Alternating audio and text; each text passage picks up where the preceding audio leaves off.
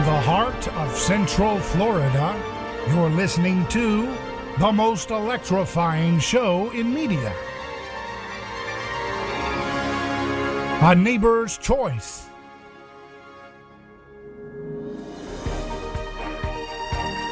I'm your host, your neighbor, David Gornoski. So glad to be with you again, live for another journey through the news and headlines of our time. Hope you're doing well out there. Beautiful Central Florida, the heart of the Liberty Movement, where we're going to fortify Florida.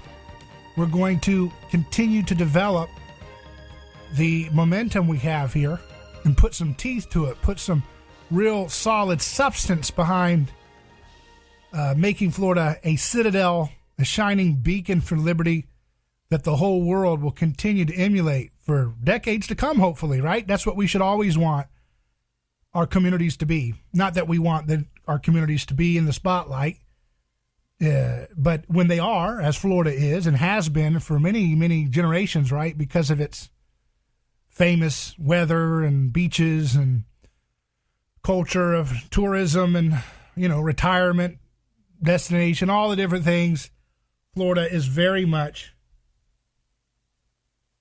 a place that's in the minds of a lot of people, right? And so I say that just to say that if you're in an area that's on the minds of a lot of people internationally or nationally, wherever you live, you should desire your city and your hometown, your community, however big or small, to be a citadel of liberty, a citadel of beauty, the citadel of a pro-family society. We need to have roots. We cannot have rootlessness as the credo of our society. Bill Kaufman is a great author, a great writer of fiction and nonfiction alike. He's in upstate New York. He wrote a book about his hometown in Batavia, New York, upstate New York, apple country, We're in citrus country here in Florida. But he always said, they've got a rootlessness, a spirit of empire, and rootlessness is innervating everything in our society, including our language. When we say someone's going to be successful, we say that kid's going somewhere, right? He's got to leave the hometown is the implicit thought, right? If we say someone's not going anywhere, or someone's not going to be successful, we say they're not going anywhere. That kid's not going anywhere. You see? So rootlessness has been hardwired into our programming because of the national media monopoly on information, gatekeeping. So much of the time, the local papers have become irrelevant because they don't say anything vibrant and different from the gatekeeper lemming media that's incestuously embedded with government. NBC, ABC, CBS. Look, we're continually finding out more and more and more how many of the folks who work at Twitter and have worked at Twitter are FBI, CIA. The list goes on and on and on and on and on and on and on and on, or DHS. And you better believe it that that's the way it is at Google. That's the way it is at Facebook. And that's the way it is at Apple, probably. YouTube, which is Google's subsidiary, right? That's the way it is. So I don't understand how we are not getting our eye on the focus here when it comes to looking at these platforms like Twitter. And look at Google, for example. Robert Epstein. I've had him on the program. He talks about, he's a scientist, and he talks about how much Google can swing millions and millions of votes with search engine suggestions alone. And like I said, if you type in, when I did it the other day, I tried to Google Truth Social Donald Trump. I couldn't even find it on the first page. When I did it on DuckDuckGo, it was the first result. And I know DuckDuckGo has its issues too, but the point is that's clear manipulation on every level. You try to Google the truth about seed oils, you get a bunch of nonsense. So it's not just the big topics like the COVID pandemic that they're monkeying around with their search engine manipulation and psychological operations. It's happening in other ways, right? So we're in a kind of dark ages. But I think if Google and these platforms are going to continue to be basic indoctrination outlets for the state, if they're going to continue to have the incestuous relationship, that means that their search engine, their intellectual property behind their search engine algorithm should be brought into the public domain. They should be brought into the public domain so that everybody gets to see under the hood how their search engine algorithm works. And that every outlet, every search engine should be able to use it themselves. Because it's obviously state managed to various degrees, and some say state founded, as we'll talk to our guest in just a moment, Professor Michael Rechtenwald, who's very good on the origins of social media. And he's someone who loves liberty just like me, but this is 21st century dealing with liberty, folks. We have to be careful not to be manipulated and gaslit by people who knowingly manipulate our good values, our trust-based society, our principles of liberty, and they say, oh, but that's private property, and it's not. Twitter was doing things on behalf of the state that messed up millions of people's lives and harmed people. What is that but aggression? If the government presumed to have, we are controlling media, we own Twitter, United States government owns Twitter, Facebook, and all that, and they did the same thing, all the libertarians and free market purists and the Republicans and so forth would say, oh my goodness, must stop them. But if they just outsource it, if they just do a fascist outsource by having their people installed in all of these different social media ghettos and having those social media ghettos gain their monopoly with that relationship with government and bureaucracy, and the corporations, by the way, who feed these advertisers and feed these platforms with their advertising dollars, and then in turn are fed by the same government that they're in bed with. It's one giant gunky, nasty octopus or hydra or whatever multi-tentacled beast you want to visualize in your head, but playing by 20th century rules for something which is very much a 21st century phenomenon. Well, it's basically 20th century fascism warmed over and more sophisticated, though. But you got to realize what's going on, folks. And these things are being pushed, these narratives are being pushed because our government wants us to know this misinformation. Our government seems to be hell-bent on making sure we are misinformed about how gender is and how we are misinformed about the serious harms and dangers of messing with people's hormones at a young childhood level, at a young child age.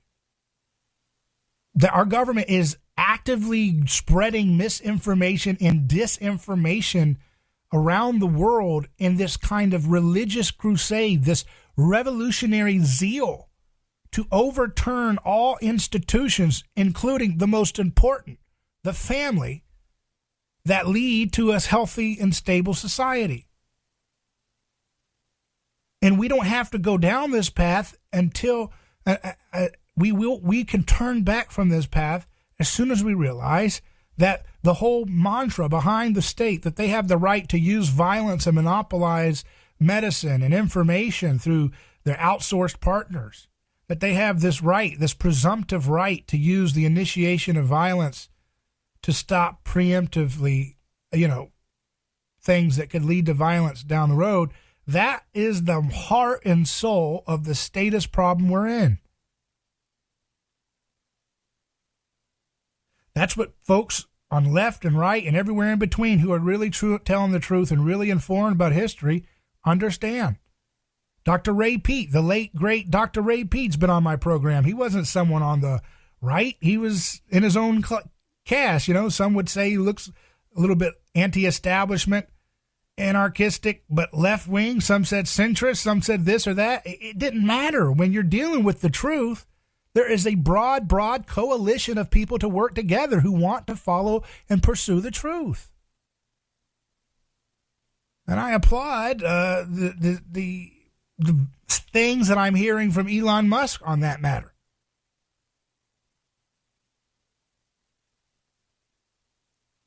Because he's got a long way to go, and he isn't to be, fool. I'm not telling you to trust anybody. That's the thing about people. That's the thing about the mimetic nature of personalities, right? You say something positive and someone says, well, you telling me I got to trust them with everything I got? It's like, no. That's mimetic. No one's saying that. I'm not saying you to pledge your heart and shield to this person. I'm just saying it's good that someone with his wealth and his connections with the government seems to be at least marginally in the direction of truth and giving free and open opportunity for the truth to come out, especially where it counts. Like things like, he said on yesterday on Twitter, my pronouns are prosecute / Fauci, Thank God someone who says that owns this platform. One social media ghetto, however imperfect it may continue to be, has someone who is not completely bat crazy running the thing. And in a world where everything is crazier and crazier and crazier, that's a good positive direction. Again, that doesn't mean you should just blindly trust the guy. I see some people, he's their new Trump, right? I wasn't on the Trump train in that way too. So I'm one of those guys, I don't go on, okay, my guyism, right? Whatever my guy says, that's my new guy. Anything he says, I'm going to justify. No. Don't do that. That's idolatry. We don't do that if we're adults thinking smartly about things. But we take wins where we have them. I see so many folks, good-hearted folks, will come to me and they'll tell me, well, this guy is saying the truth about this, but he's part of the trap. And this one's doing that, and they're part of the trap, and they're controlled, and that's controlled, and this one's sold out, and that one's sold out. Look, folks, if you read the Bible, you'll realize that humans are sinful. You look at all the great stars of the Bible, Abraham was selling out along the way, Moses was selling out, so to speak, with the forces of evil. The King David, my namesake, was selling out to bad influences. He was making mistakes, but along the way, he also got it right. Solomon deeply messed up. And he didn't fare as well at the end as David in some sense. But he seemed to, if you read the book of Ecclesiastes, seemed to understand the futility of the idolatry that he was wrapped up in, chasing after sacrificial violence, chasing after pagan ways of doing things. And isn't that what we're doing today when we continue to chase after the state and all of the ideologies of our time to justify just one more hit of, reward, dopamine or whatever, because the government can crack down on our enemies? I tell you what, Elon Musk, again, obviously we have to always put it with the caveats. He got his money because of a government subsidy thing. He wouldn't be there without government subsidy. But that's the nature of our businesses today. Our current government does not seem to have the capacity to allow a Nikola Tesla to come about outside of massive government monopoly subsidy games. Not saying it's impossible, but it's very difficult because of how entrenched government is and everything. But Elon Musk is saying some right things on some solid issues like the pandemic. He said he's going to show the receipts about what's going on with some of the things that Twitter and the government and Fauci were doing. He called out Fauci on the gain of function research leading to hundreds of thousands of lives lost, millions potentially. So that's good. We'll take the win where we get it. And I don't want people to have learned helplessness where it's like, well, it doesn't matter because Musk is going to get us. Well, if you can't have a win, if you can't take the win, then you're in real big trouble, right? Because you're not going to be able to have the fortitude and the mindset of joy and confidence that you need to be a leader for those around you. They're looking at your energy. And if your energy is no chance, nothing's going to work, don't do anything, run and hide, well, I don't think we're there yet. By a long shot. I think Jesus is king, and that doesn't mean what most people think a king looks like. This king showed up in a food trough. It's going to come in a surprising way, the things that wins look like, right? But we need to be able to take the wins, but without idolatry, not idolizing, not putting our hope and faith in these things, but just taking them. Well, okay, that's pretty good, directionally in the right direction. That's awesome. And we need to be working hard to expose the lies of our cities, expose the lies of empires, expose the lies of these wicked wars that we're supporting all over the world, and offer people, more importantly, positive solutions to replace those lies. Because remember, we don't want to just stay critics. Critics don't get anything done. You got to get into the arena and put out something positive. You've got, now I'm not saying positive, and see, we have become so cynical as a society that I have to feel the need to explain the word positive, right? Because when you hear that, you've been so programmed by these negative people and negative institutions and negative outlets that when I say we got to think positive, you think, oh my goodness, right? Now, a lot of people, oh, here we go. What do you tell us now? Right? It feels cheesy. It feels done, right? As someone might say, it feels spent, feels whatever, right? It doesn't feel strong, right? Because we have learned to think on such a negative, cynical vibe that when someone says think positive, you have been programmed to viscerally be like, ew, that's stupid and cheesy and weak and blah, blah, blah, blah. What are you trying to sell me? You know, it's like, I'm not selling you anything. I'm trying to tell you from the bottom of my heart that this is what makes for winning in society. Rolling up our sleeves, taking the wins when we get them, building on those wins, not being content with those wins, not idolizing people as gods, not putting our faith in man's institutions, loving our neighbor as ourselves. We can get through this. We will get through this together. It takes community. It takes a good hard look in the mirror. It takes recognizing how desire works. When someone insults you, you have an instinct mimetically to defend yourself. And you've got to learn through the Bible, through studying Jesus and imitating his spirit, how to mimetically Aikido those moves into allowing the opponent's ugliness to fall on its own weight, not giving it mirror reflection. That doesn't mean you take a weak posture and say, oh, you know, it's not about enabling evil, but it's about learning how to let evil fall on its own exertion. So important, folks. If there's one thing you take away from my broadcast today and the things that I've said, that is such an important principle that applies on your daily life as well as your societal culture issues. Don't always feel like you got to react or defend the truth. Embody the solution. Always embody the solution. When someone's picking on you, the bully is trying to go through trauma that was done unto them, and they're trying to get out of it, and they need to see your embodied truth to break free from it.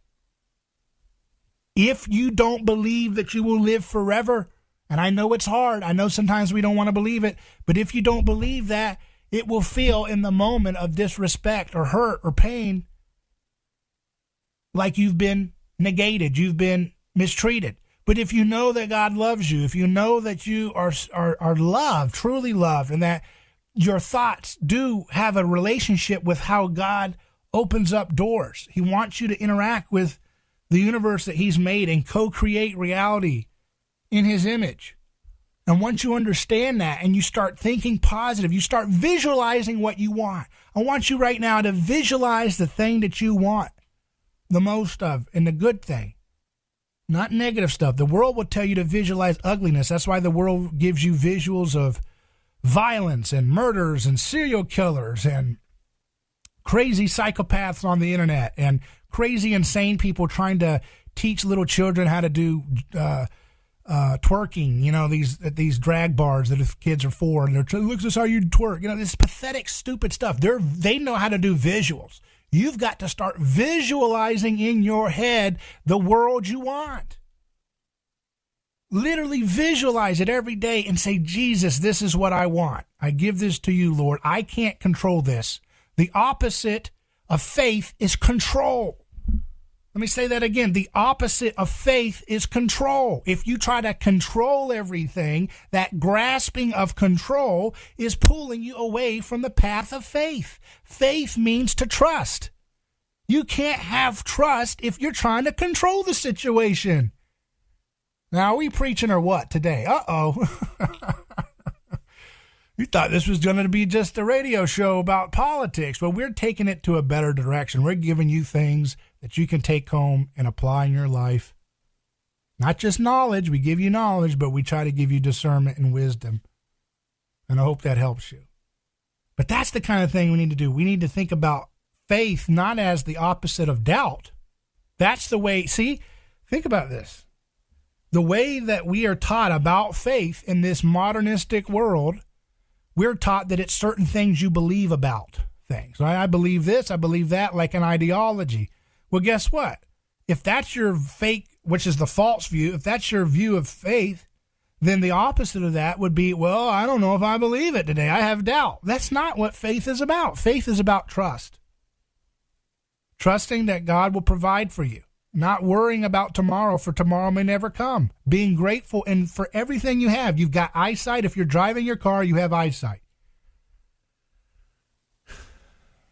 If you're hearing my show, you have ears that can hear, right? If you're feeling your phone as you press play or pause on this show, you can feel and you can move your hands. You're not paralyzed. Be thankful for those things. Start with that disposition. And it is so hard to stay there, right? I get it. Because we get caught up back into what we think is the important life, but is actually just the Truman Show, the fake TV show, reality show that the world wants us to be in. So every day it's like restarting, and you've got to remember the lesson that you learned in a positive manner the day before. Don't forget it. Keep remembering it. Write it down. Write a journal down. Write it down and put it on your mirror at your bathroom. Faith. It's not the opposite of doubt. It's the opposite of control. That's why when Jesus says that we have new birth, there's birth pangs, and the earth have birth pangs for this new creation, this new world order of love that Jesus is bringing through the underground, through the outsider, through the misfit, through the inverted situation. Through the powerless. He's making his power perfected in weakness. That comes when we stop trying to control the process and say, I'm going to ban this person and I'm going to imprison this person into an assault cage. I'm going to tax and steal from this person. I'm going to vilify these people. I'm going to react to what they're doing. I'm going to dwell on fear. When you're doing those terrible things, you're not doing it right. We have to visualize beauty, visualize your community healing, visualize marriages strong and sound again, visualize children equipped with knowledge and wisdom and joy in their hearts. Visualize it. See it in your head, and then live that vision out every single day. Every little moment you have when someone comes in and tries to take your joy away, redouble your effort to have confidence, to have joy in your heart, to have confidence that you're going to live forever. And you have nothing to fear. But the fear itself, the death anxiety, it's no more. Death has been trampled out by death. Let's live in that joyful mode.